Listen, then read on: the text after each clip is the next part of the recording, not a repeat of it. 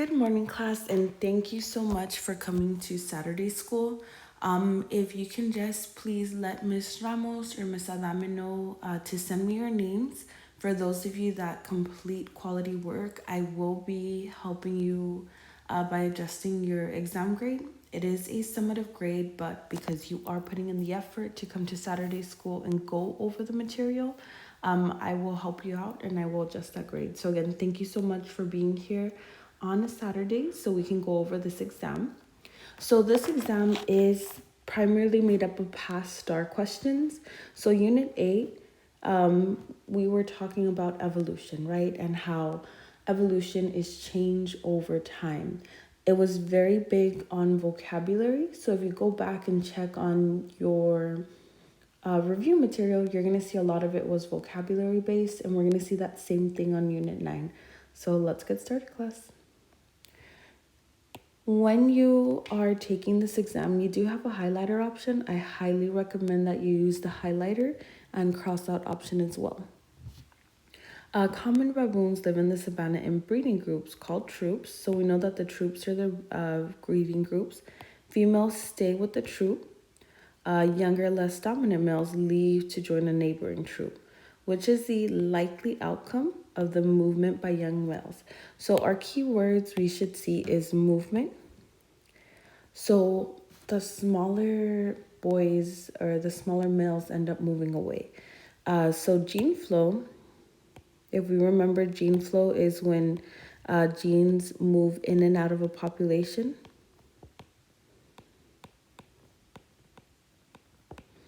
And a population is a group of the same species, right? And they're both troops. They're both baboons, so that makes a little bit of sense.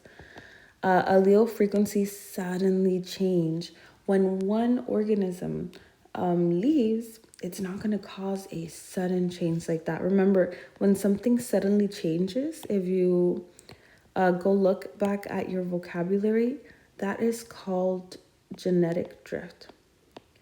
Remember, genetic drift is what happens when all of a sudden a lot of your population dies out, like what is happening in Michigan where that chemical spill happened. So again, that's why allele frequencies are not looked to well. Relative genetic frequencies reach a constant state. So constant state, constant means the same.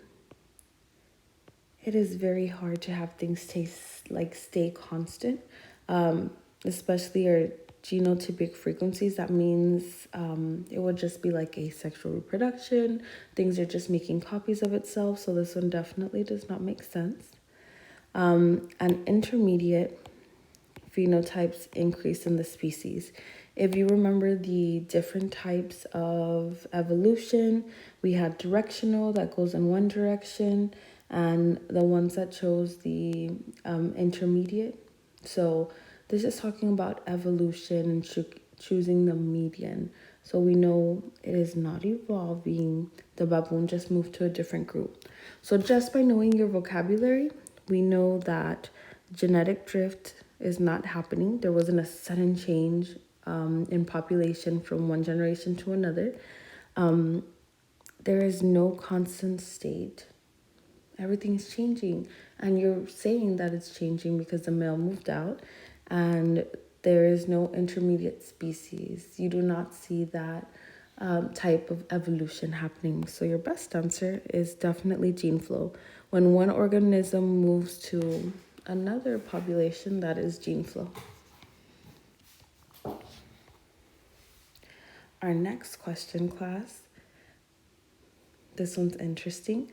In 1940s, the scientist J.B.S. Haldane linked many human red blood cell disorders with the tropical regions where malaria occurs.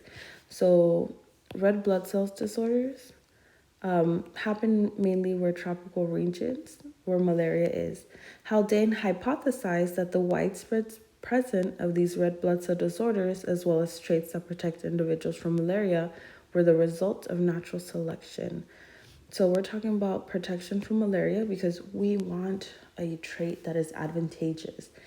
If you're living in tropical regions, having protection from malaria is an advantage. It is going to help you so you don't get sick.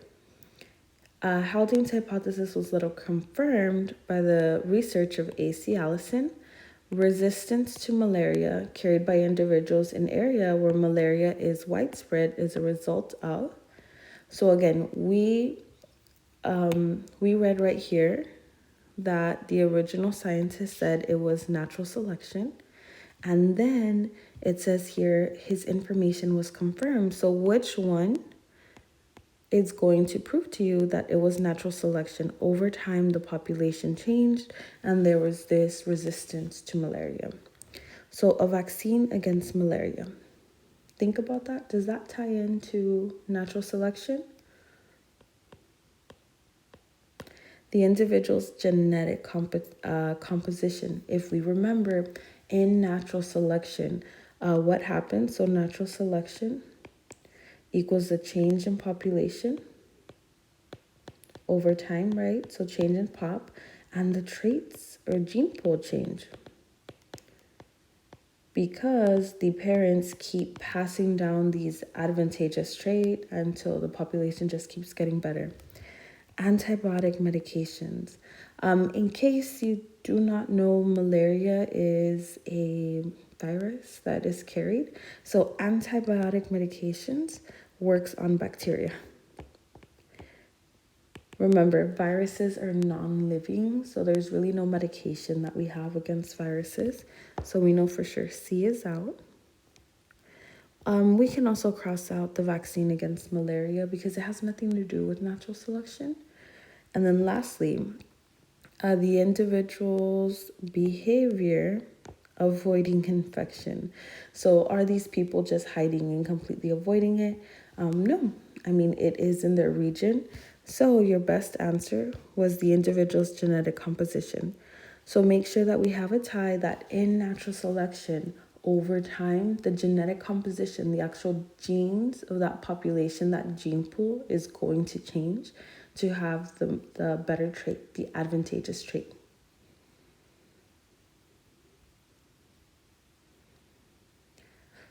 Here, class, in which of these two following scenarios speciation is likely to occur? In order to answer this question, you do have to know the definition for speciation. So think about it really quickly. What is speciation? Remember for this, we used the little bead example. We had beads and then we put a little stream, and one was the grass side and the yellow side. So speciation is the creation of a new species.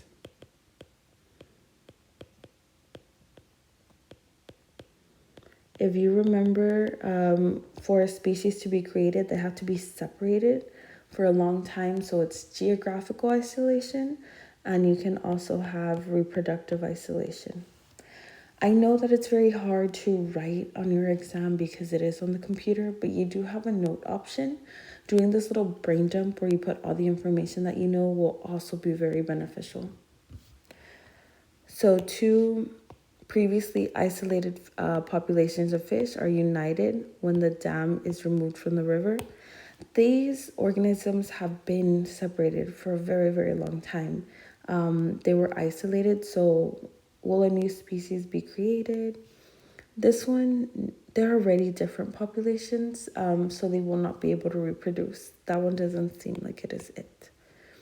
Some individuals in a population of gray squirrels have black fur and some have gray fur. So the population of gray squirrels have black fur and gray fur. Just because they have different fur color, it doesn't mean they are a new species. It's just variation. You have variation in your population, and that is it. An earthquake diverts a river through a field which a population of moles live, creating an impassable barrier between the two regions.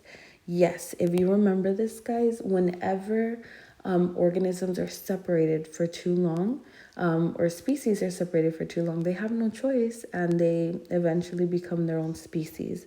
This one is correct, and it is geographical isolation.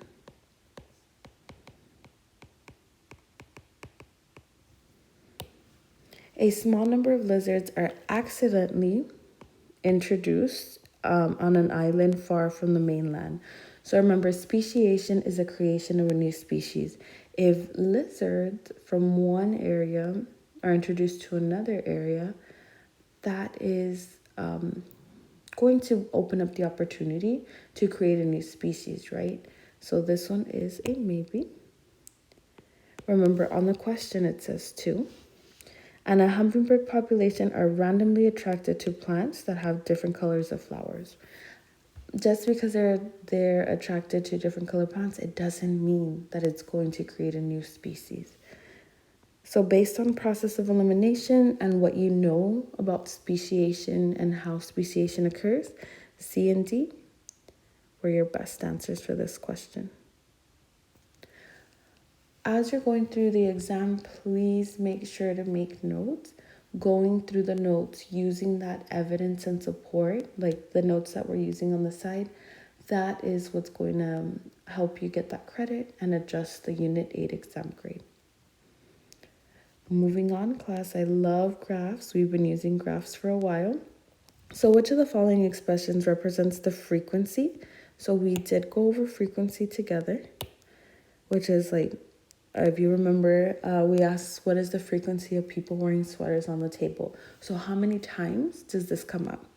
What is the frequency of non-marked phenotype in the grass environments of all pygmy grasshoppers in the grass environments? So again, they want us to find out all the pygmy grasshoppers in the grass environment, specifically non-marked. So you're going to read your graph. Everything that you need is here. So here we have spotted and non-marked. So I need to work with the frequency of non-marked phenotypes in grass environments.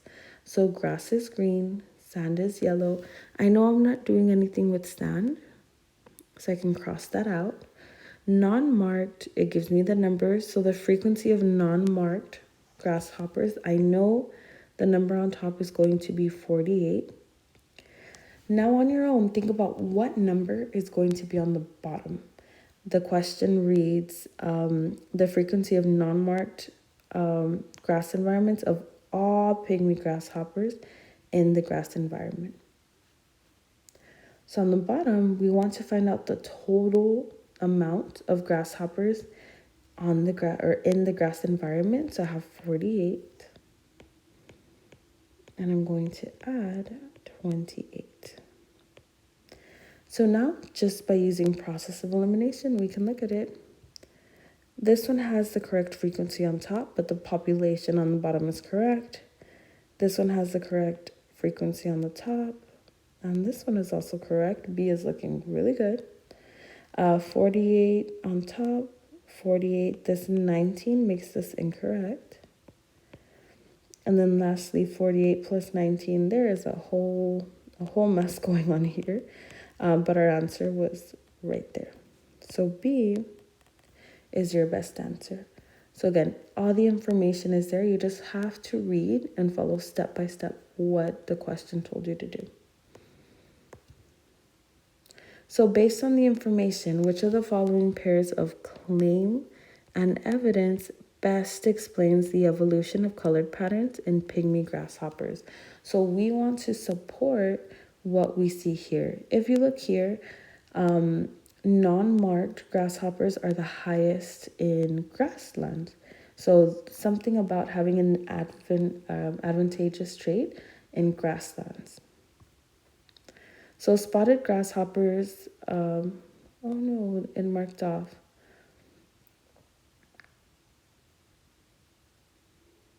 For this one class, I'm so sorry. It marked off. It's having something to do with the double amount. Hopefully on your printed one, it comes out better. But if you're looking at numbers, the frequency of spotted in this one, of spotted in the grasslands is double the non-marked in the sand. So the best one is spotted there. This one I'm going to omit, guys. I'm so sorry. I'm in the middle of recording, but we weren't able to see it. I will give you the answer in part 2. of these videos. We're halfway there, guys. We're going to do 10 questions and then we'll take a little break. The graph shows the number of taxa reptiles whose fossilized tracks have been found. Which statement is best supported by this data? So we're just looking at this. This is the number of reptile taxa, and then it tells you what specific, period. The competition for food and shelter among reptile species was very low. We don't see that too well. A great extinction occurred during the Jurassic period. So in the Jurassic period, we had over 125 million early in it, and then you see this sudden drop. So if you remember, a great extinction or an extinction is when 85% of the population dies. This looks very possible. We went from having a very good population, and then all of a sudden, it almost completely went away. Environmental conditions for speciation were most favorable for reptiles during a specific period. Just by looking at this graph, I cannot tell you that there was different species. So again, speciation is a creation of a new species. This graph does not give me enough information to tell you about that. And reptiles adapted to a terrestrial environment during the Cretaceous period. Again, just by looking at this graph, I don't know the number of reptiles there. I can't tell you if they lived on terrestrial environments or water environments. So again, based on the knowledge and the story that this graph is telling me, B would be your best answer, because you can see that the population went from over 125 and then almost below 25. So there was something that happened that greatly reduced the population. Okay, class. Bacterial camels, llamas, and alpacas are all members of the same taxonomic family. They're members of the same family, right? Members of this family have 2 toes, no hooves, true canine teeth, and a split upper lip. It originated in North America, so you know that they came from the same area. The physical features of the animals and this family's geographical origin provide evidence that all of these animals, so again, we're talking about camels, dromedaries, llamas, and alpacas. They all have similar structures. 2 toes, no hooves, canine teeth, split upper lip, and they also originated from the same area. So just think really quickly, what information is that when you have similar structures and you come from the same area? So the same area is biogeographical, right? And having similar structures is homologous structures. All of this leads to what? So do they live in the same type of ecosystem? Just because they look similar doesn't mean they live in the same ecosystem. So this one's questionable. They have slowly evolved to become herbivores. We're not 100% sure that they are herbivores. They might also be carnivores. So again, we don't have enough information. They have a common ancestor. This is the key word. Remember, if you live near each other and look similar, biogeographical evidence, and if you share similar structures, homologous structures, that proves that you have a common ancestor. And they exchanged DNA at some point in the past. Again, we haven't really talked about any organisms exchanging DNA. That is only when species reproduce. So the best answer here would have been C.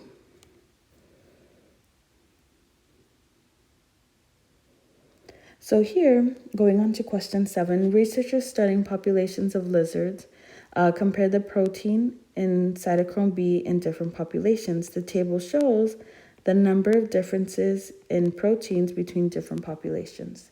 So here we have our graph or our table, and we are trying to see what is correct, right?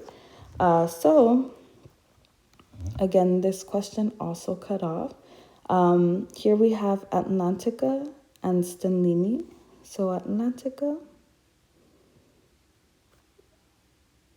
and we have Stanlini and Atlantica. We also see it here. We can say that is 36 changes. We have Simnoyi and Brovana.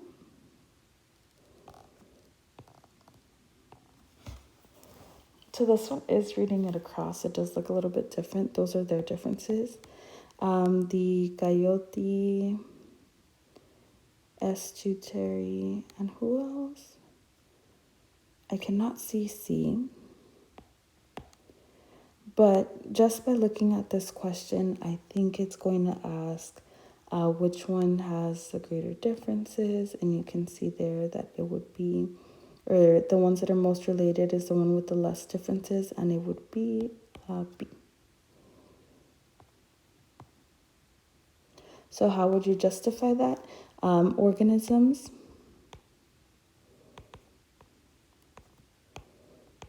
with less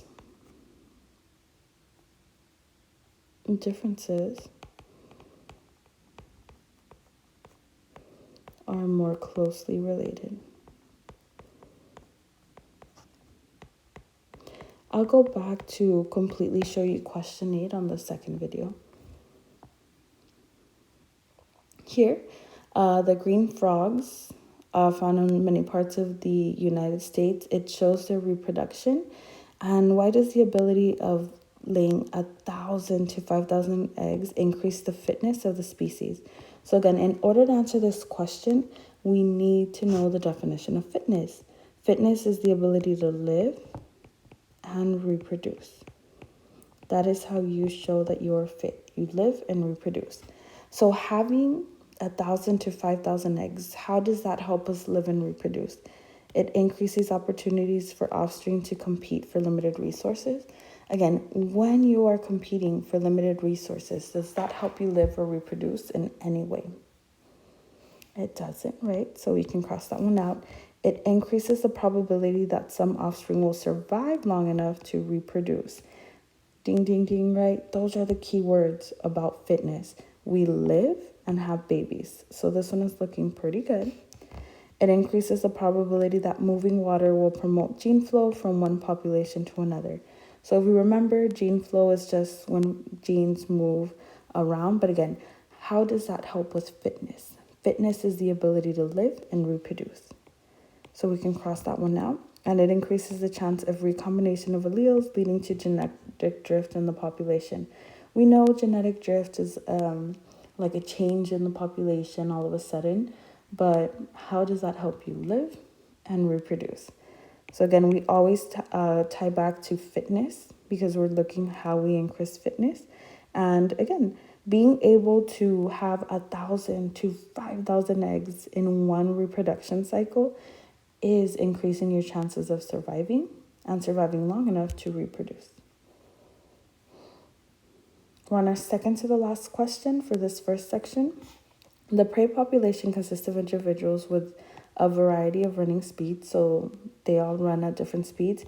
The adaptation, so we know the adaptation definition is that it is something that is going to help you increase your survivals, right? That allows some of these animals to run fast. This would be an example of natural selection if it helps them. So again, here we have the running speed from slow to fast. Your predator is someone that eats, right? And prey is the one that gets eaten. If you see here, the ones that are faster are able to survive. So that is an advantageous trait. Being faster than your predator helps you survive. So does this become natural selection? Remember, natural selection changes a population by changing the traits. So they survive and undergo mutations in their DNA. Mutations happen randomly. So if something happens randomly, that is not natural selection. We know that. They lower the mortality rates of the population. So lowering mortality means death rates. Natural selection, yes, you need them to be alive. That just proves it's an adaptation. Lowering the death rates is not going to change your population. Produce offspring that run at average speeds. Average speed is right here. If you're producing offspring that are not fast, everyone is going to die. They're going to get eaten. So No natural selection is going to happen if everyone is eating. And then lastly, they produce and increase the frequency of their genes in the population. Yes. Whenever you increase the frequency of genes, when that means that you're going to see the trait more in the population, that is natural selection, because you have this advantageous trait that is going to help your population. So it gets passed down to the babies and those babies and so forth. And everyone eventually will be fast because it gives them an advantage to not get eaten by their predator. And question 10, the quiver tea grows in desert areas. Average temperatures have been rising in South Africa. They predict that this warming trend will continue. Quiver trees in the hottest parts of the range near the equator are dying, but quiver trees at high elevations or parts in the range that are further from the equator are growing and reproducing. One thing to remember is that we are dealing with trees. Trees cannot move. So the closer to the equator, they're just dying. It's way too hot for them. The further away, they're still able to reproduce. So the heat is causing them to die. Which of these best explains what is happening to the quiver tea population in South Africa? Individual trees are unable to adjust to the rising temperatures, and only those in colder ranges will survive. That sounds about right. I mean, these trees can't survive. The ones that are in the heat are just dying off. The quiver tea species is unable to survive rising temperatures throughout its range. It'll undergo rapid extinction. So again, not all of them are dying. So it says here, the farther away from the equator are growing and reproducing. So they're not going extinct. It's just the ones that are in the hot area, those are dying. Individual quiver trees can adapt to rising temperatures. Individual trees will change their method of seed dispersal to cooler parts of the range. That can happen in the future, but again, based on the information that we have, they are not quickly adapting because they are dying. The ones that are in the hot area are just dying out. The quiver tree species will survive by producing offspring suited for warmer temperatures. They would survive that way, but again, based on the information, what best explains what is happening. Happening means what is happening right now. And right now, they are not producing offspring fit for warmer temperatures. So again, our best answer was they are not adjusting to the temperatures, and those in cooler areas will survive. Okay, class, you're going to take a little break. That was question 10, and we'll come back to question 11.